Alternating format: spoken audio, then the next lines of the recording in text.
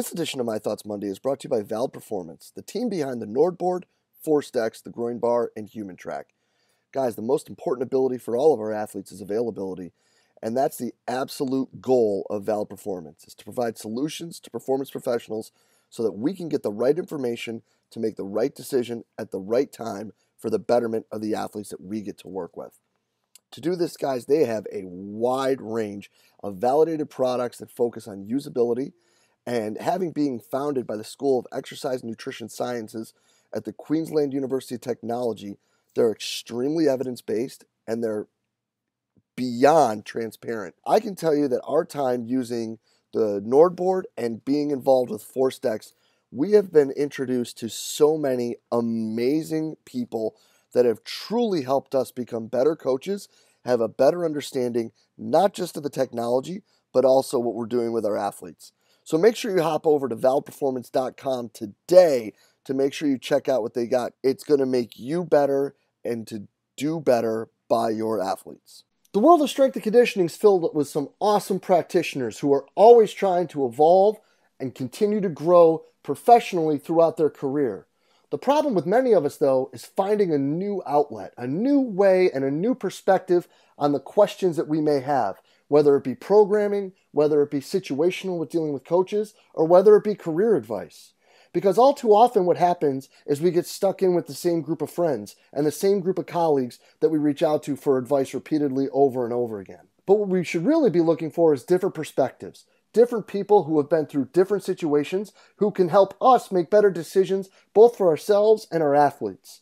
And one awesome place to start with that is the forums in the Strength Coach Network. In the forums in the Strength Coach Network, you'll be able to reach out and get feedback, input, and advice from coaches from all over the world, from everything from career advice to training modalities to programming. There's people there just for the same reason as you are, to try to get better, to learn, to share information, and to grow the field of strength and conditioning. So hop on over to strengthcoachnetwork.com/CVASPS.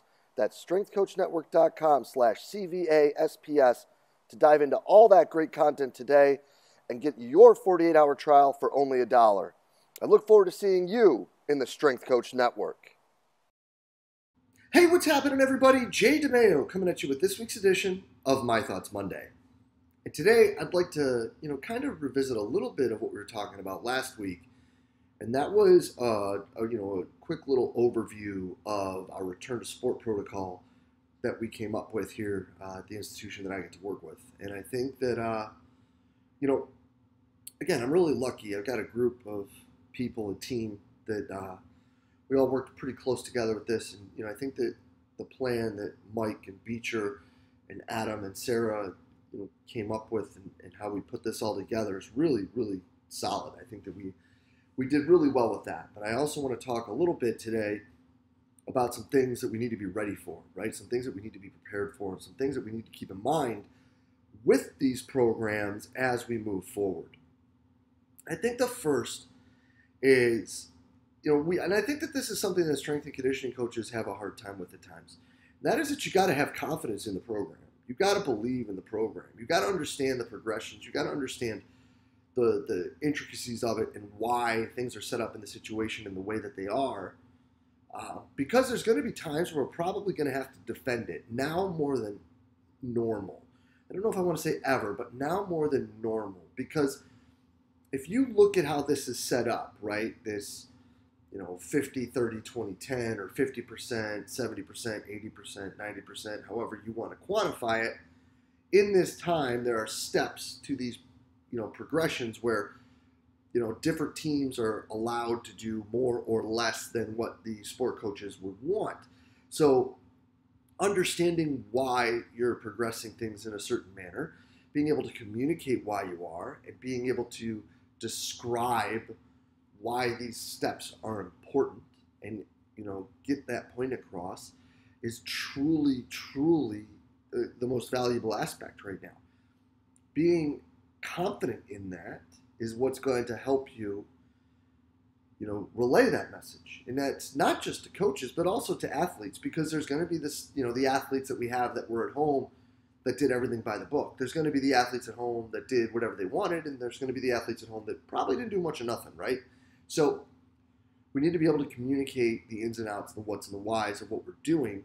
And with that, we need to be confident and to believe very deeply in what we are doing. Because if we don't have that confidence in the communication of the what's, whys, and hows of what we're doing, that's going to be a situation where a lot of the power of what we're saying is going to be going away, or a lot of the strength of what we've built will be hidden because people aren't going to believe it. If you don't believe in it yourself, why would anyone else believe in what you're doing? But on top of that, we have to be exceptionally flexible. Hold on, you just said we got to be confident, we got to be this, we got to be that, we got to be able to communicate this. But you say we have to be exceptionally flexible. Yes, 100%. Because in this situation, right, there's going to be things that are going to get thrown at us. We are going to see more curveballs than Pedro Serrano when we're going through this situation, right? Like, there's no way around it. First and foremost, if this progression is built so that we are able to move these young people forward in a safe, step-by-step manner, then when people have setbacks, what are you going to do? For example, if you have someone that shows up and tests positive for COVID, so they cannot start with the rest of the team, or you have someone who's in a contact tracking trace, or however we're calling it, and they can't start right away, you need to be prepared to run a second group and start them later. Right? Are you setting up your schedules that you're going to be able to do that? If something happens later and someone does something or has the unfortunate situation of contracting COVID later, do you have another time set aside so that these people can really start over and rebuild the program and go from ground zero? Because we have to have that. We have to be willing to do that. And now, that doesn't necessarily have to just be you if you work with the team. And that's why I think setting it up how we have has been very important. We're setting up, the initial program because we're lucky right now that we only have men's and women's basketball on campus training to begin. But we're outside on 2 adjacent fields with 2 strength and conditioning coaches and 2 sports medicine practitioners, at least, possibly interns with them. So if something does happen, we have a backup plan. If something happens to Beecher, I can run both groups, and vice versa. If something happens to Adam, Sarah can run both groups, or vice versa. On top of that, if we continue to progress and we come back to school, if one of us has to work with another team at another time, because we've worked and put this plan together as a team, as a group, the 5 of us, it's very easy for one of the 5 of us, well, one of the 3 strength and conditioning coaches or one of the 2 sports medicine practitioners, to be able to cover those extra workouts that are going to need to be run. This, to me, I think might actually be one of, if not the most important part of this, and that is having that backup set so that we are able to, A, continue to take care of the young people that we are directly responsible for who are progressing properly and are not having setbacks,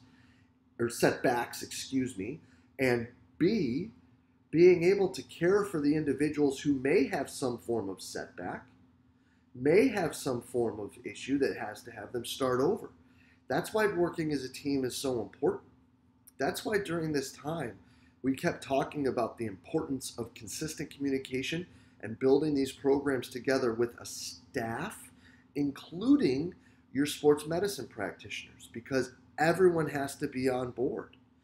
This doesn't even account for what if something just weird happens. Somebody gets a tight hamstring when they're running because they haven't ran for a while. Or someone rolls an ankle accidentally, or someone takes a goofy step and whatever, right? Whatever happens. You also need to have another group set for them to be ordered to go. Because right now, all-encompassing return to sport, meaning they have to tick each one of these boxes, means that if they have to go back or have a setback, you need to have another group ready. You also may need to be flexible in a sense of being able to run multiple workouts at the same time, which again works when you have multiple coaches working together and multiple sports medicine practitioners working together, so that worst case scenario, one of the 4 or 5, however many people you have there, can take the group that may be slightly more remedial and run them through things at the same time as the team. Now, I realize this can't be done everywhere, but these are the thoughts that were going through our heads when we put this together. And this is the things that right now in this, I hate this word, new norm. You're welcome, Beecher, I said it. Ugh, I just can't stand new norm because it's hopefully not going to be a whole nother rant. We'll talk about it later. But in this situation, we have to not just be like we normally are as strength coaches. What's our backup plan? What's our worst case scenario? We've got to have almost like a tree, right? Like the COVID backup plans and then the normal backup plans, and how we can now integrate these two things together, how we can have our sports medicine staff involved, how we can have the rest of our strength and conditioning staff involved, how we can then work together to make sure that we're continuing to progress, we're not moving too fast, we're not putting these kids at risk, and we are consistently helping these young people improve to be better ready to come back to sport. And I know that some of you may be sitting here listening and saying, well, no duh.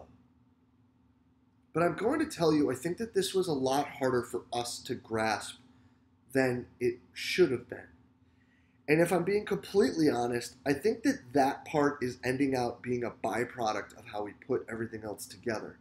And I think that it's also a byproduct of us having a team of people that really do want to work together and really right now only care about making sure that what we're doing is in the best interest for the student athletes to help them progress, to move them forward safely in the best way possible.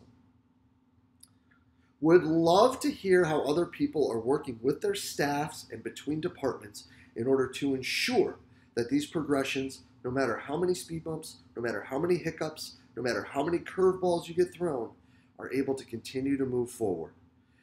And as always, I truly appreciate everything y'all do for us here at Central Virginia Sport Performance. We'll be back next week with another My Thoughts Monday. I'll see you then.